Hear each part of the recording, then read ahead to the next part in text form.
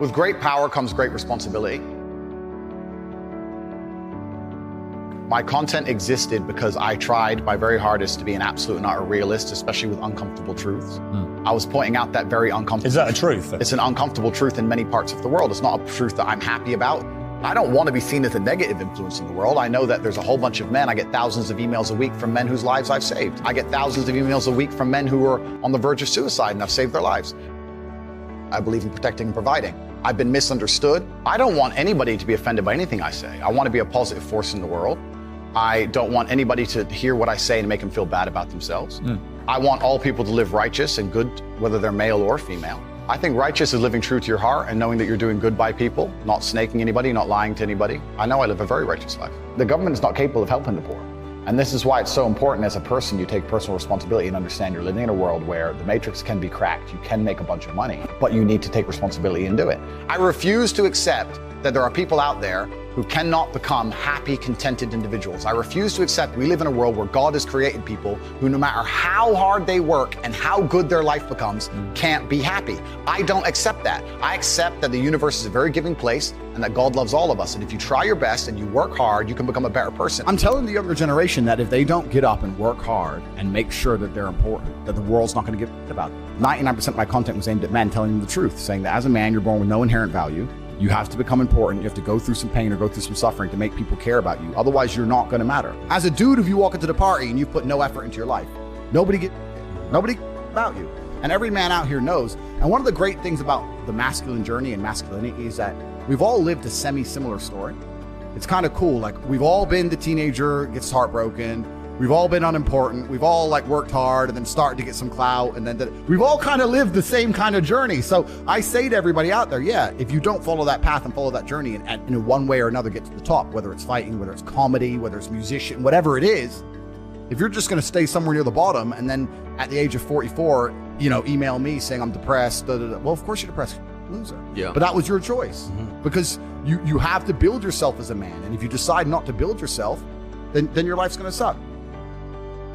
My main message is to resist the slave mind, to understand that every single thing you're being told has an agenda behind it or you wouldn't be told it otherwise, to examine every strongly held belief you have and try and identify where it comes from and why you have it.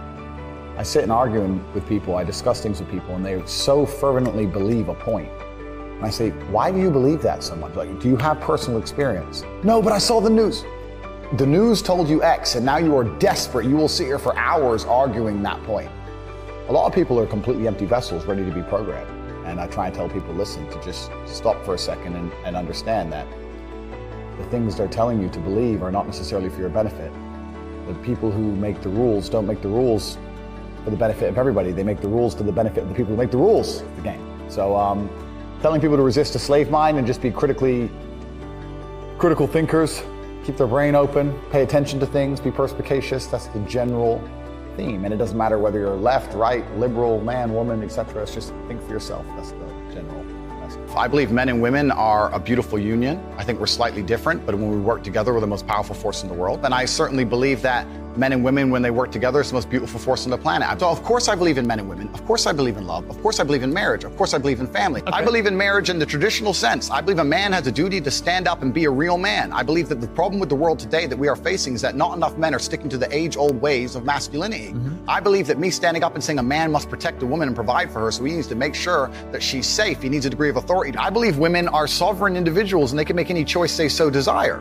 I think that it's important that we remember that a man has a duty. I think I certainly in my relationship have a financial responsibility to provide for my woman. My woman would never have to work unless she wanted to because I'm the kind of person who works hard enough. And I'll make another point that needs to be said. The number of women who have stood up and stuck up for me is ignored.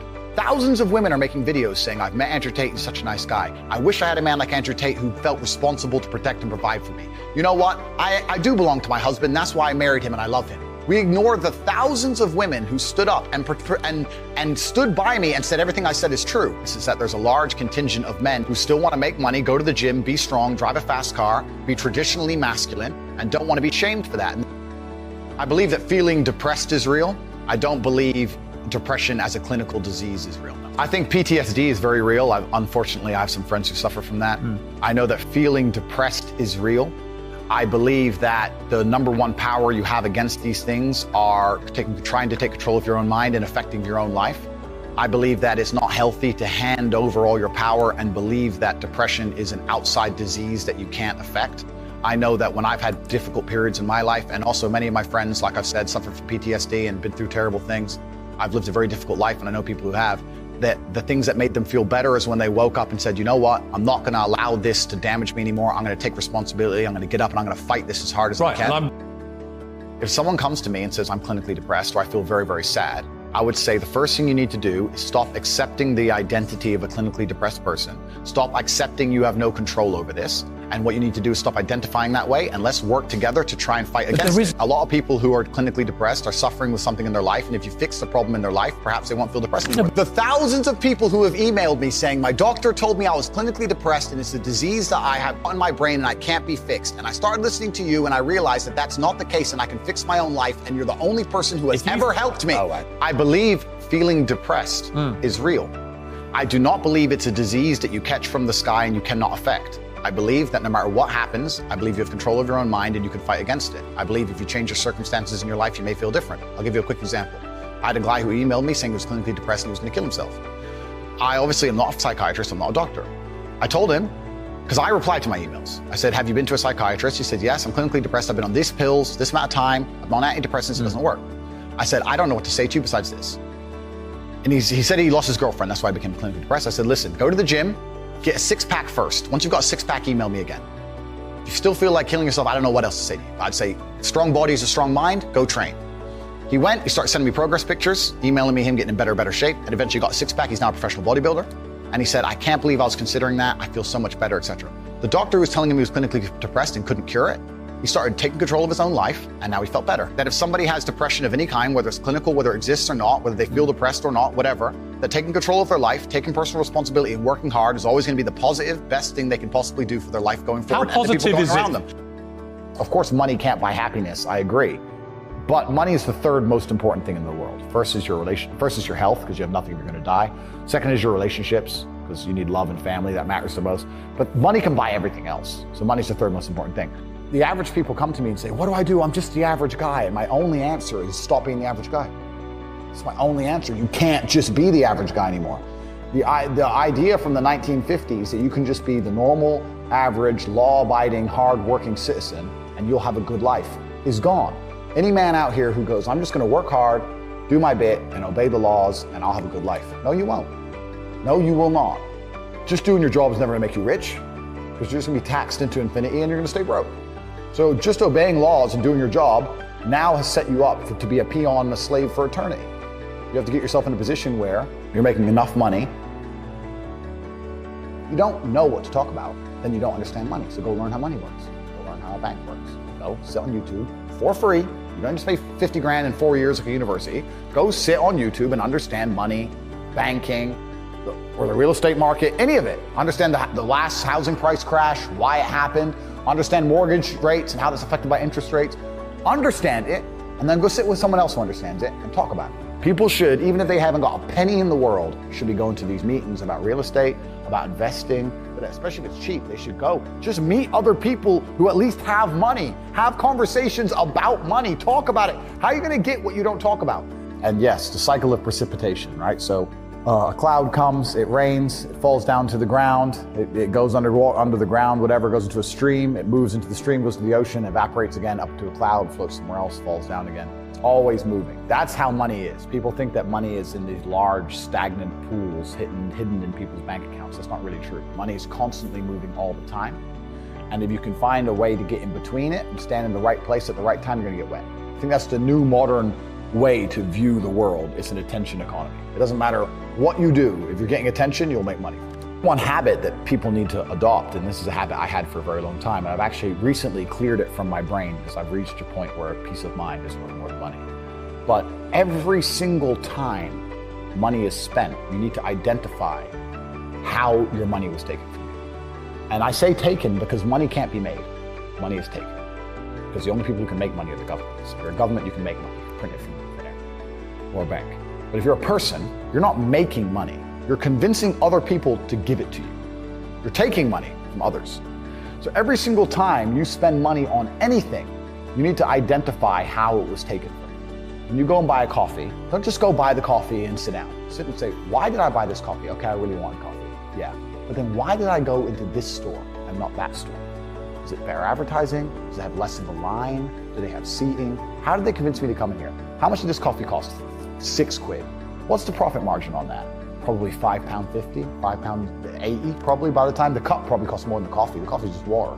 How did they convince me to spend £6 in this place? And when you sit there and analyze, and you all start to learn little lessons about business, you'll learn about the importance of the signage. You'll learn about the importance of there being no queue. Yeah. So that if you ever run a business, I'm telling you, I say with my business, my people all the time, faster. All the time, quicker. Yeah. Like, I have a couple businesses that are physical. I'm like, I don't want to see a line. I don't want it to see empty because it looks bad. So when there's lines, you work fast. When we're down to 1 or 2 people, you take your time, you talk to the customer. Right. Keep it so there's like always one person at the thing. Like, manage the line. Like, people don't think about this stuff. No one's gonna sit and wait in a long queue. Maybe some idiots will, but people like me won't. We've got shit to do, right? My time's worth money. I'm not gonna stand and wait in a line. So you have to identify how your money is taken from you. If you start doing that with every single time you spend anything ever, you're gonna start to identify business opportunities. And you're gonna sit there and you're gonna have coffee and you're gonna go, you know what? They could have sold cake and they didn't. Could I outcompete this place? Let's imagine I had the money to start a coffee shop right next door. How would I outcompete them? Well, I'd have cake because they don't have cake. Also, most people in here are businessmen. And the guy serving some dude. No, we need a cute waitress. His ass is fired. We need a chick. Put a chick here, put some cake in. Financial Times, some business people in. People don't even think about this stuff. They don't use their brain ever. They don't ever look around and realize how they're spending their money. They don't look around and look at which businesses are successful. They don't look around and pay attention to anything. They don't look at the world and all the things that are happening and how it can benefit them. None of it. They don't look at any of it. They're too busy following the circus. That's why it's clown world. I was walking to college with a couple of my friends, and a Ferrari drove past. And I said, bro, you see that? And he goes, yeah, what about it? And I said, doesn't that piss you off? I must be about 16. He goes, why? This dude has 400 G's for a car, 400 grand. I'm walking 4 miles to college because my mom hasn't got any car. He has 400 grand. Do you think he works a job? Do you think he's behind a counter somewhere? He knows something about the world that I don't know. And they were like, well, he's rich. I'm like, yeah, I know. I didn't say he wasn't rich, dummy. I'm saying he knows something about the world I don't know. And I was intrigued and it angered me. I couldn't sleep for weeks. I was pissed off. Every time I saw somebody with genuine money, I understood that everything I was being told and taught and they were trying to make me believe just simply wasn't true. I was like, none of these people are getting these things by following the path that the system is trying to make me follow. And everybody intrinsically knows this.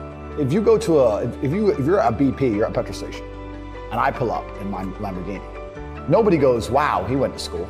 He studied hard. And they do that because they know that the easiest way to amass wealth is to break the rules, because the rules are not designed to allow most people to make money. You can make money within the rules, of course you can, but most people don't. Most people who follow the path work, consume, die. That's it. So I always knew the same thing as you, and I knew there had to be another way. I knew that just working for money was a paradigm that wasn't true. And then you understand making your money work for you, and you understand delinking your time from money. You start learning to understand these things, but eventually you build a system and you build an ecosystem like me. I have 60 or 70 people work for me all around the world, and things just happen and money just kind of appears as long as everything's well organized.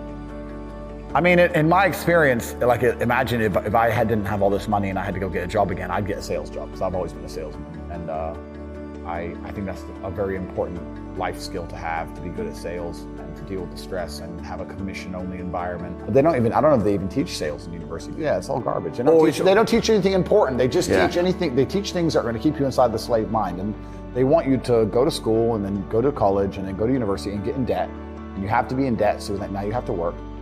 And you're working and you're in debt, and then they want you to take on more debt if possible in the form of a mortgage, which a lot of people do, which we can talk about because I know you're the property guy. Yeah. And then you're in debt now, and once you're in debt, you can't really quit your job, and it's very difficult for you to leave the country. And now they can hold things over you. That's the goal. It's all about control mechanisms, and the system is very well designed to make sure that people are conditioned to obey. It's very hard for the average person to say no to anything. Unless you have millions and millions and millions of dollars, it's very difficult to even have an opinion on subjects. That's the thing about being a man, and that's what I was saying to the kids. It's like, look, you need to get up, and it's going to be very, very difficult. The world's getting harder and harder, especially for men. It's all clout, it's all status, There's no way you're going to matter unless you get up and you work extremely hard. Should young men aspire to work very hard, have no criminal record, become multimillionaires, protect and provide for the women close to them, be sovereign so they can stand up and have their own points of view in face of cancellation, be able to not be mentally intimidated when they go on national TV and there's traps set up for them? Yeah, I believe that confident, strong men who stand up and protect and provide for women are a good thing for the world and a good force for the world. And I don't think that I put a magic spell on anybody. I think there's a whole bunch of men in the world who understands my value. And if men grow up to be like me, you're gonna have a whole bunch of people with no criminal record, dedicated athletes, who protect and provide for the people close to them,